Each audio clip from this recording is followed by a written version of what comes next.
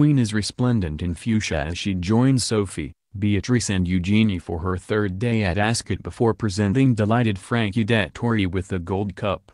The Queen rounded off Ladies' Day at Ascot in spectacular style when she presented an ecstatic Frankie Dettori with the Gold Cup after the Italian jockey rode to victory on joint favourite Stradivarius. The Queen, resplendent in pink, was joined by royals including Princess Anne, the Duke of York and his daughters Beatrice and Eugenie as she enjoyed a third day in a row at her favourite equestrian event of the year. There is some £7.3 million up for grabs at this year's races, making it a bumper year, and the royals have been taking part in the betting fun, despite the Countess of Wessex, dressed in a Jane Taylor London hat, losing out yesterday when 3 of her horses failed to come in. Thursday began with a royal procession, an annual tradition that marks the start of the day's festivities, with the day culminating in the much-anticipated Gold Cup, Ascot's oldest surviving race, won by fan favourite Dettori. The champion jockey said, "That's 60 wins here, 6 Gold Cups and I'm only 47, in case you forget. I come alive here, I love it." I think the crowd lifted him. Stradivarius. The Gold Cup is the showcase of the week, and to win it again, my first one for John Gosden. It's great for the team. Earlier in the day, disaster struck when a member of the royal procession suffered a nasty fall. It is not clear if he was harmed, however images show the footman appearing to get back on his feet moments later. This year the Queen was joined in her landau by Prince Andrew, Sheikh Issa bin Salman Al Khalifa, Sir Nicholas Bacon, with the second carriage playing host to Princess Royal Anne, her husband Vice Admiral Sir Tim Lawrence, and Princesses Beatrice and Eugenie. They were closely followed by the Duke and Duchess of Gloucester and the Earl and Countess of Snowdon in the third carriage, with the Troughton and O'Lone families in the fourth and final carriage. The Queen made her entrance in a Stuart Parvin pink A-line coat, silk dress in shades of lilac and pink, and a matching hat by Rachel Trevor Morgan. Her bright pink hat meant punters had correctly backed the colour of the head of state's hat for the third day running, a traditional bet at Royal Ascot. Eugenie, who will tie the knot at Windsor Castle in October, wore a blue and yellow Erdem number featuring a pie crust collar, while her older sister opted for a monochrome ensemble from Jonathan Simkhai. Both of Prince Andrew's daughters wore millinery from Edinburgh-based milliner Sally Ann Provon, with Beatrice in a herringbone hat with satin roses, and Eugenie in a straw boater festooned with origami flowers.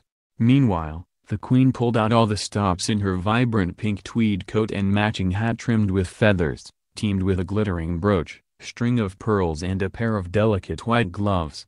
The term Ladies' Day was coined in 1823 when an anonymous poet described the Thursday of the annual meeting as Ladies' Day, when the women, like angels, look sweetly divine. While there is no official prize on offer for Best Dressed Lady as there is at other race meetings, ticket holders were still eager to put their best foot forward. Up to 300,000 people are due to descend on the event over the course of 5 days, and naturally the stylish day out is a magnet for celebrities, and is predicted to be a star-studded occasion. With the clue in the name, Royal Ascot is hugely popular with the monarchy, and Her Majesty has attended every year since ascending the throne. On Tuesday, she introduced the newest member of the family, the Duchess of Sussex, to the event for the first time, and yesterday attended with Prince Charles, Camilla and the Earl and Countess of Wessex. However, Zara Tindall will be a notable absentee from proceedings this year after giving birth to her second child, a baby girl, on Monday, while the Duchess of Cambridge is also expected to bow out, as she focuses on spending time with newborn Prince Louis. Racegoers galloped past the winning post in the Fashion Stakes this morning as Ladies' Day got underway with a sea of weird and wonderful hats. Nothing was too outlandish for some of the female guests, who wore everything from jungle scenes to bottles of champagne and even a lobster on their heads. The famous meet, attended by the Queen every year, attracts the best jockeys and trainers in racing and fans of the sport from all walks of life who enjoy the fashion.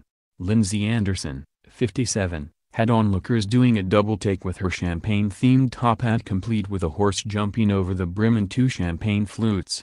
The senior staff nurse, who works at West Suffolk Hospital, said, "I found all the little bits and pieces yesterday and put them together last night. I've got Frankie Dettori jumping out of a bottle of champagne, It's really a model of Lester Piggott, but don't tell anyone. The string of pearls coming out of the top are bubbles, it's just a bit of fun." Husband and wife Rebecca Johnson, 64, and Brian Mann, 69, from Wokingham, Berkshire, arrived in outfits decorated with rainbows. While Ems Johnson had a multicolored hat and dress, her partner sported a waistcoat of many colors. She said, "We spend a lot of time in Florida, and during the spring we had a lot of rainbows from the tropical rain, so we thought we'd bring a bit of color to Ascot." Inga Kovalova had made a hat with a lobster crawling out of a pot surrounded by strings of pearls. She said, "The hat was inspired by my move to Scotland. I'm moving from England to Troon, which is by the sea, so my partner suggested I make a lobster-themed hat." Fellow racegoer Charlotte Ricard Quesada, 30, amazed racegoers with her jungle-themed headpiece. She said, "I came up with the idea of something tropical and wanted a toucan at the center, so I created it with Millinor, pearls and swine. It's very lightweight, but I'm having a bit